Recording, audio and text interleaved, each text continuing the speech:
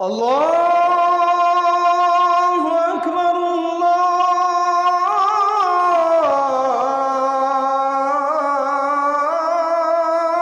আকবার। এমন সময় আসবে মুসলমানদের জন্য, মুসলমানেরা কবরের সামনে দিয়ে যাবে আর আফসোস করে বলবে, ইয়া লাইতানি মাকানা, হায় আমার আফসোস, এই কবরে যদি ঘুমায় যেতে পারতাম।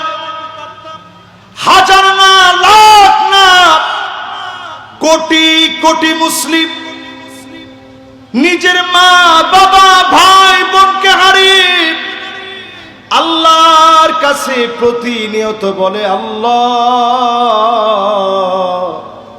কবরের ভিতরে যদি ঘুমায় যেতে পারতাম, আমি যদি কবরে চলে যেতে পারতাম। ছোট্ট একটা বাচ্চার ভিডিও দেখেছি। ছোট্ট একটা বাচ্চা আয়নার ভিতরে মুখ দেখতেছে, ভাঙা একটা আয়না, মুখ দেখতেছে, তার চুল পর্যন্ত মানসিক যন্ত্রণার কারণে উঠে গেছে।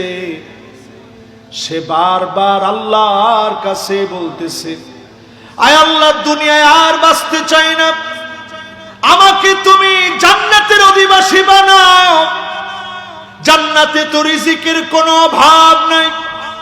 ফিলিস্তিনের ছোট ছোট বাচ্চাগুলা যখন কাঁদতেছে, এখনো যদি বিবেক নাড়া না দেয়, আল্লাহর কসম, যিনি আরো বড় পরীক্ষা নেবেন তিনি কে? এমন সময় আসবে মুসলমানদের জন্য, নবীজি বললেন, ওয়াইলুন লিল আরব, ধ্বংস আসবে আরবের জন্য। আওয়াজ করে বলেন, কাদের জন্য? নবীজি আবার বললেন, ওয়াইলুন লিল আরব, ধ্বংস আসবে আরবের জন্য। কয়বার হইল? দুইবার। আবার বলছেন, ওয়াইলুন লিল আরব, ধ্বংস আসবে আরবের জন্য। কয়বার হইল?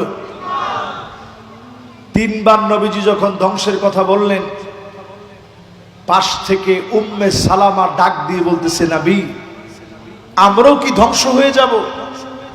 ওয়াফিনা সালিহুন, আমাদের ভিতরে এত নেককার, এত দিনদার, এত আল্লাহওয়ালা আছে, আমরা কি ধ্বংস হয়ে যাব? আল্লাহর হাবিব বললেন, ধ্বংস হয়ে যাবা। ইদা কাসুরাল খাবাস, খারাপি যদি আরবের ভিতরে বেড়ে যায়, আরবকে যিনি ধ্বংস করে দিবেন তিনি কে? এখন আপনি নিরপেক্ষ হন, নিরপেক্ষ দৃষ্টিভঙ্গি থেকে বলেন, আরব কি এখন ভালো পথে আছে না খারাপ পথে?